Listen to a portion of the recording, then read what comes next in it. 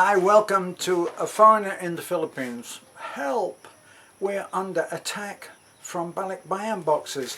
Yesterday at the weekend we went to church as usual. I did my Sunday driving job, getting kids from these outlying barangays and bringing them in on the truck, and there they are. I think these boxes are breeding on the patio on the front porch of Pastor Timio.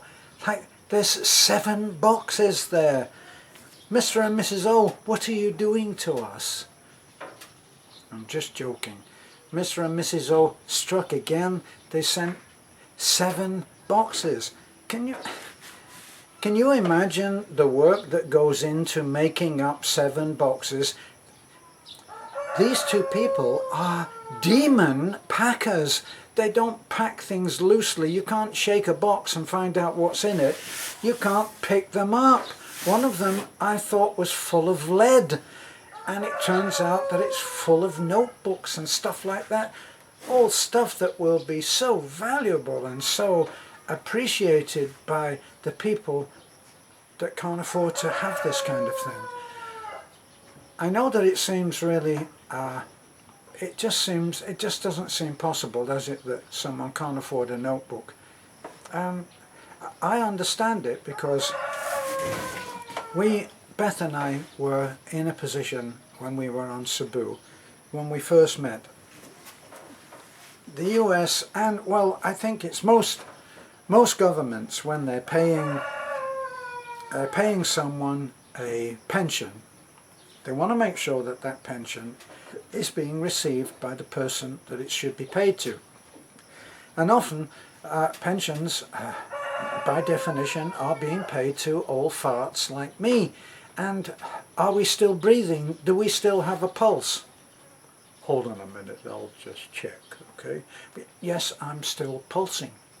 Well, they send out letters which are dead or alive letters, you see. And what happens is you get one of these letters and you answer it, and then they know that you are still pulsing. Now, we didn't get the letter, and so we didn't answer it, obviously. And they thought I was not pulsing. Well, the old farters finally. Well, of course it wasn't true, because here I am, and despite how I look, I am still alive.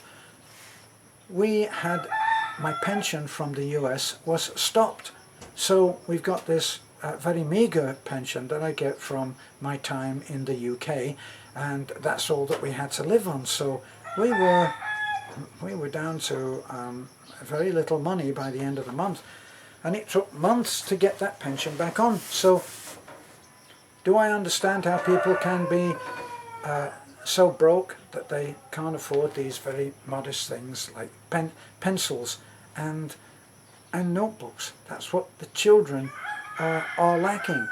They will have 1 piece of paper.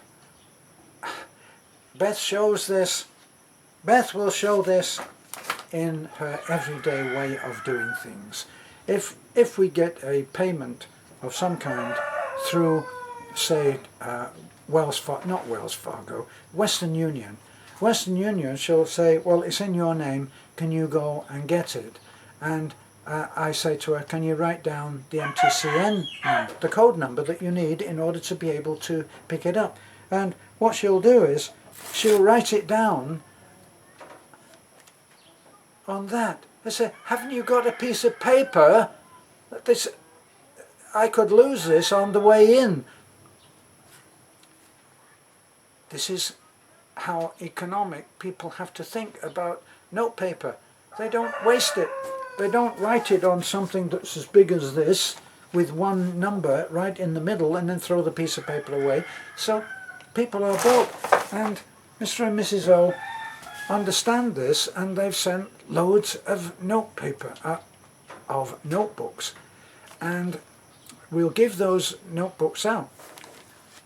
We've got 7 boxes just from Mr. and Mrs. O, and I know that demons that they are, they're out there making more boxes.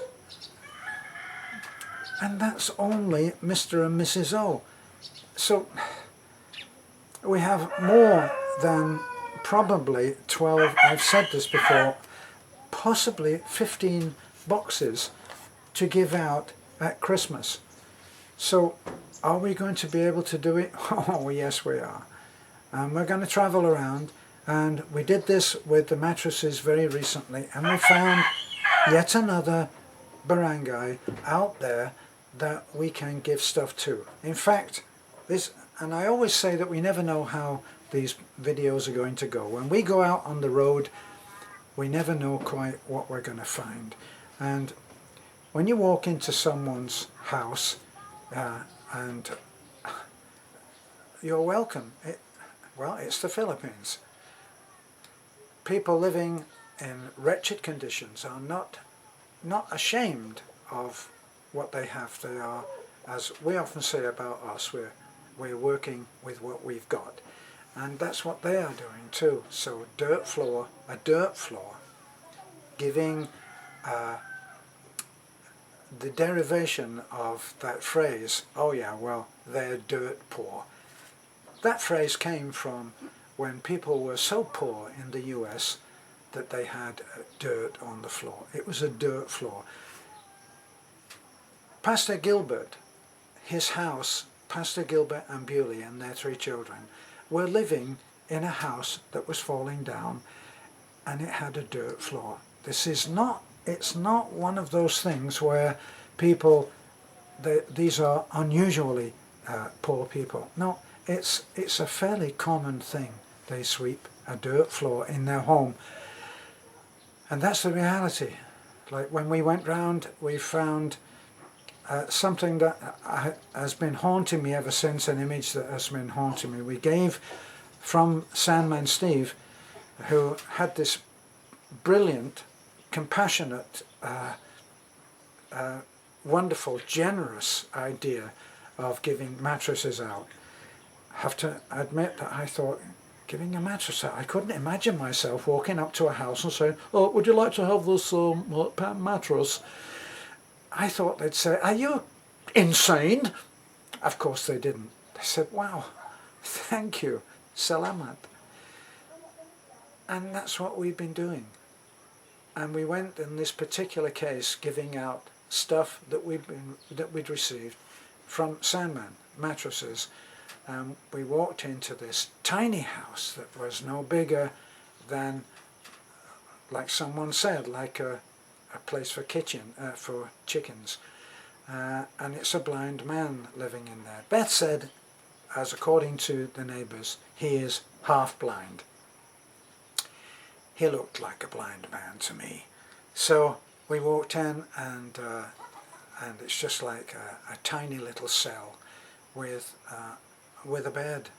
And we fitted the mattress into the bed, and he was overwhelmed with gratitude, and we walked away.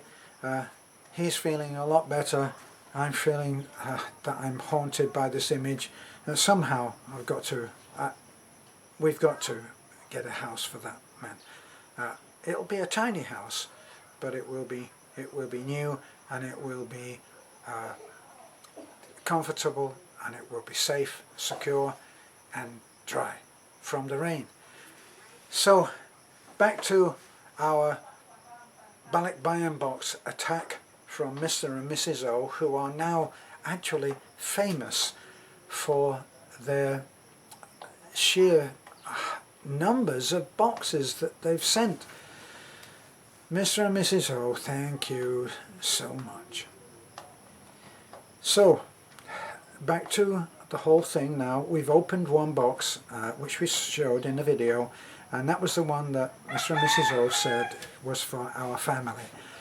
We opened it, and there's stuff in there for lovely May, there's stuff in there for Jessica, there's stuff in there for Maricel, and Lena, and Rado, and everybody, and Pastor Timio and his family. And we will get those little parcels that were in there with the names on, and we'll get them out very, very soon to those people. Meantime, there are 6 boxes in Nanai's house, because that's the lowest point, that's where the truck comes in, and I left them in the truck. They were safe under the canopy. When I look again, they've been carried into Nanai's house, and they will stay there until we can get in there and find out, get some idea of how we're going to give and to who, and to sort through. And Mr. and Mrs. O, a lot of people are going to be hugely impacted by your incredible kindness and diligence in making up these boxes. Yeah, you're right. They're amazing people, you know. Did you hear that? Thank you so Voice. much. The goodness will return to you many, many times, you know. God bless. That's my wife, and she's outside. Are you doing Facebook, honey? I'm trying to connect. She's trying to connect. It's we're up on the hill, and it's not a very good signal. Okay, as you are probably tired of hearing. Merry Okay. Christmas. Merry Christmas. Merry Christmas, Mom, sir. Merry Christmas. This is a foreigner in the Philippines. Thank you so much for being with us. You all have done incredible things. Bye for now.